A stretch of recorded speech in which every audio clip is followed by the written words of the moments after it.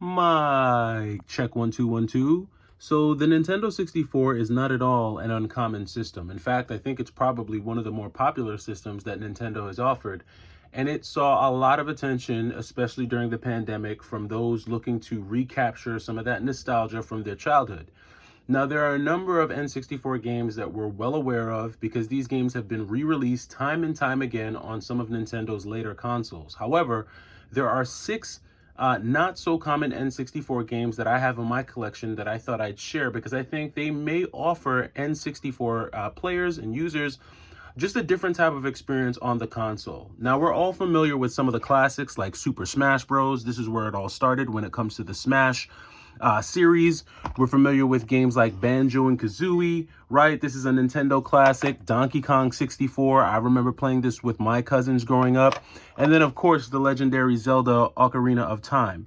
Those are games that we're all pretty much familiar with. We all probably had in our collection at one point or another.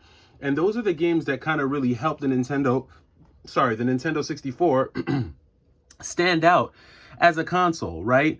But there are some other ones that are there, and I wanted to go ahead and share some of those with you because I think, even though some of these games may have been released on other systems or on other consoles, at that time in gaming, to me, the Nintendo 64 offered some of the better 3D graphics that we saw from that generation. I don't really feel like the PlayStation 1 really could hold a candle to the Nintendo 64 when it came to 3D graphics, but let me know down in the comments if you agree or if you disagree. I'm going to go ahead and share these 6 games with you. So the first game that we're looking at right now is Gauntlet Legends. Now, Gauntlet is a game that came out, I believe, on the Dreamcast. There are really great graphics if you play Gauntlet on the Dreamcast, but the Dreamcast obviously came out later. I feel like Gauntlet Legends, with this being more of like an action-adventure kind of RPG game, this was one of the better action-adventure games on the Nintendo 64 that I don't think got a ton of love and a ton of attention. The graphics weren't the best on this game, but I would say that they were pretty good for that time. And I just think the storyline, the characters, the abilities that you had at your disposal in this game makes this a great one to check out. So I would definitely check out Gauntlet Legends. And this one's fairly inexpensive. You could probably pick this one up for maybe, I don't know, between 20, 25 bucks. Really cool game. I would definitely check that one out. Here's another one.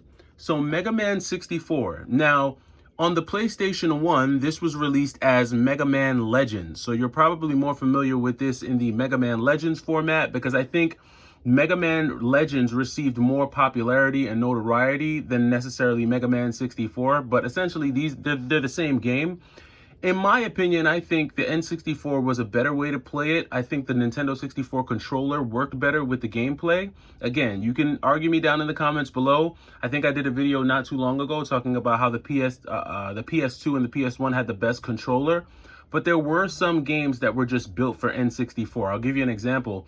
When you think about Super Mario 64 and when you get the wing cap, flying in Super Mario 64, I don't know how you would have flown in Super Mario 64 using a PlayStation 2 or PlayStation 1 controller. Don't get me wrong, PlayStation had the better overall controller, but there were certain things that were specific to Nintendo 64 games that just made having an N64 controller much better to use in certain instances. Mega Man 64, though, like I said, is a lot like Mega Man Legends. This, too, is an action-adventure game. I like this one. It falls in line with the same family of Mega Man Legends 2 and even Adventures of Trombone. They all play the same. And graphically, I would say that this isn't too far off from the graphics that we saw on the PlayStation 1 version, just because this is where they use a little bit more of that cartoony kind of cel-shaded graphic style with that. And so to me, I think Mega Man Legends is a great one. It's a great one to have and play on the N64. If you haven't had a chance to try it out yet, my recommendation is give it a shot. You might wind up liking it. Okay, here's another one. If you're looking for action adventure, because that's what we're primarily about here on the Y2K channel, I typically go more for the action adventure games. Doesn't mean I don't have a few RPGs, but I'm more about that action. And this is a really fun action game right here, Earthworm Gym. Now, Earthworm Gym 3D, I think this is exclusive just to the N64. I could be wrong. If I am, let me know down in the comments. But if you've never had a chance to try out Earthworm Gym 3D, This is all of the wild, wacky, zany craziness that you saw from the first two Earthworm Gym games that were released on the Super Nintendo and on the Sega Genesis. You just get it in this really quirky 3D format. I do like this game. This was a great 3D take on the Earthworm Gym series, and I don't think we ever got another 3D rendition of an Earthworm Gym game. Earthworm Jim was super popular back in the 90s. The cartoon was popular. Everyone wanted the action figure. If you didn't have an Earthworm Jim action figure, something was wrong with you.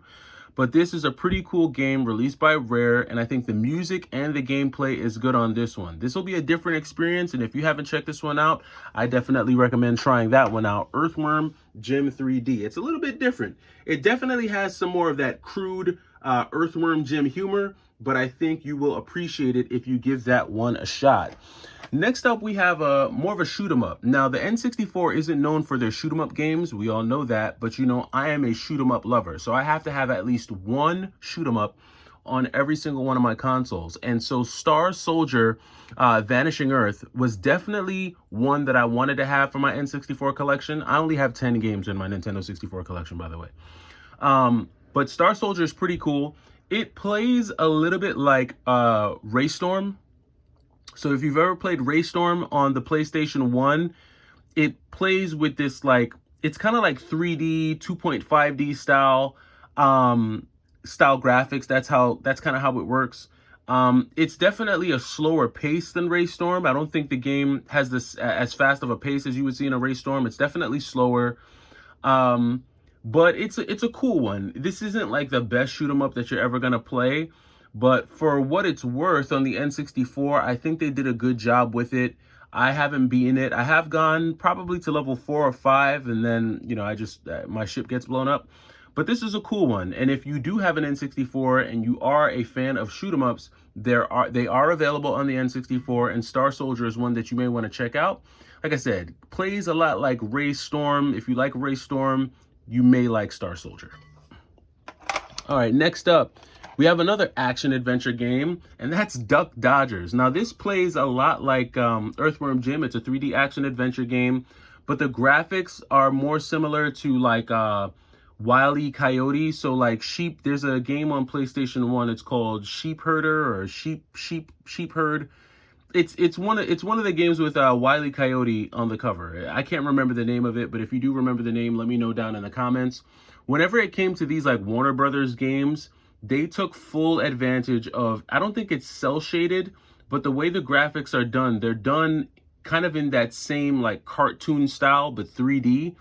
So they still wind up looking good even to this day. Duck Dodgers is a cool one. Action adventure, Warner Brothers. If you like